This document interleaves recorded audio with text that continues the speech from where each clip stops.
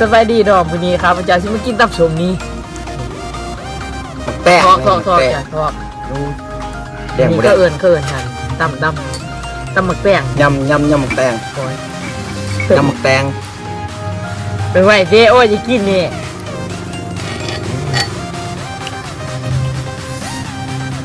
หัวมันดิโอ้ย อุ้ยแดงโอ้ยเหนื่อยเลยอยู่ ตำเองเนาะพี่น้องเนาะเอิ้นยำหมักแตง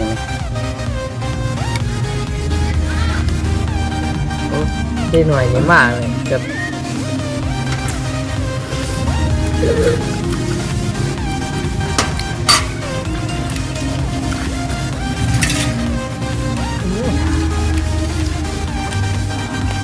นี่เกินยัง อันนี้ก็เอิ้นผักกาด ฮะ ผักสู้โอ้ยหลงงอก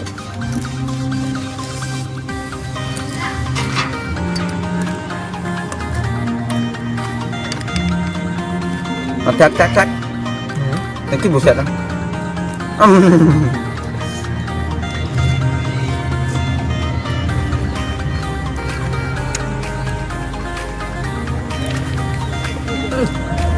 เดี๋ยวเรื่องเปล่า หวานคักนะ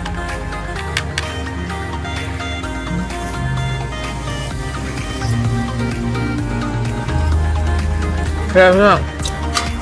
มึงไม่กินกันเลยกินมาเล่นเข้าอันนี้กินมาเล่นแล้วเดี๋ยวลืมแล้วกินละนี่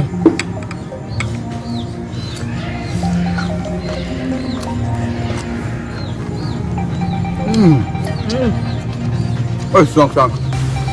เฮ้ย ผักอะไรพี่น้องเอ้ยต้องแสบต้องเผ็ด ใครจะนวดนี่มากินนี่ช่วงนอนเลยมันเผ็ดแห้งนะตัวนี้ก็เริ่มที่บไว้แล้วเผ็ดแห้งกินก่อน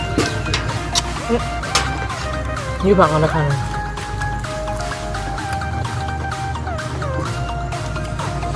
จักสีแสบทำไรเนาะ มันเผ็ดแห้งนะ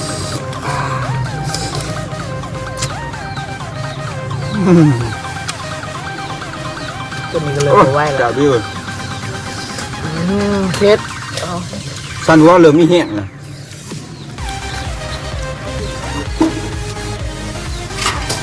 อยู่ตัวเจอทุกคนกินต่อไม่กินต่อไหมกินสม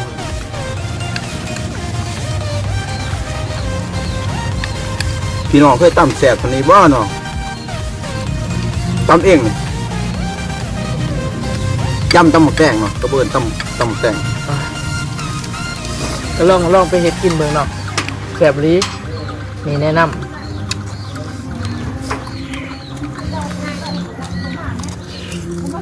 โอ้ยเผ็ดเริ่มบ่ไหวแล้วเด้อ หมังหนาวเนาะ เป็นจนแลบลิ้นปีตาแล้วนี่ สิลองชิมหมังหนาวมันจะเป็นจะได้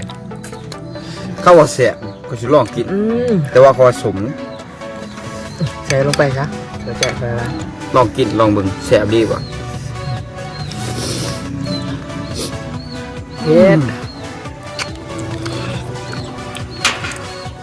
สมนะ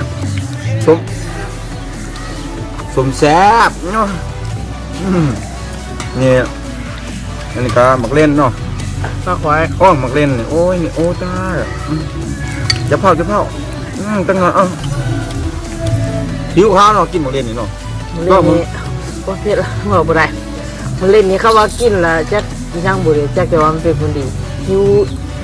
นิดหนุ่มอีช่างประมาณนี้ล่ะผมบ่จักหรอกนี่เขาบอกอยู่ กินแล้วมันสิข้าวบ่อ้ายสดเอาเผ็ดอีกโอ้ย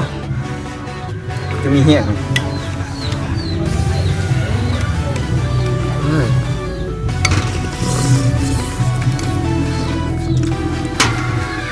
เบิดอ่ะ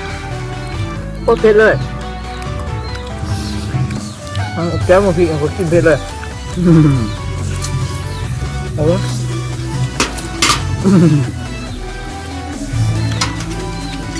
เบื้องหมักเล่น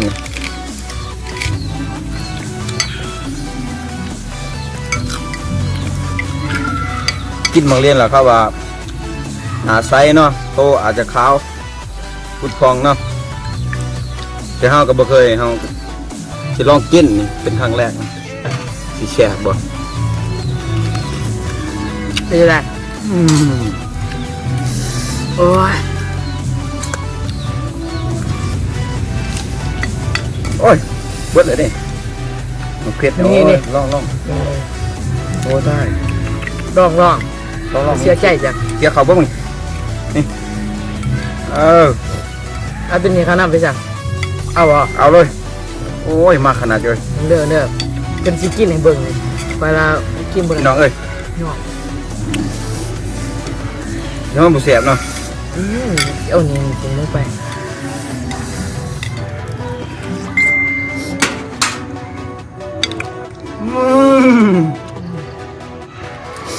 สุดยอดเลยพี่น้องมันบริพิษแน่นอนแต่ว่ามันเป็นหนุ่มมันร้านไปเนาะ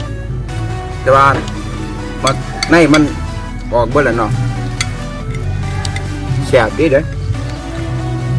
แซ่บบ่เอาอีกไหมสั่งเอาอีกไหมสั่ง พี่บอกดูมันเป็นอดแล้ว โอ้ย ตั้มมักแต้งกับเบิดแล้วเนาะโอ้ยแซ่บได้พี่น้องเลยบ่เคยกินแบบนี้จักเทื่อเนาะตามเองเนาะโคตรแซ่บเลยกินนี่กะมุ้ยยังลายเนาะกะเบิดสำนี้เนาะขอลาไปก่อน เบิดละ สดในคำสุดท้ายพอแล้วสดจากลาดเนาะว้ายแซ่บ ขอบคุณ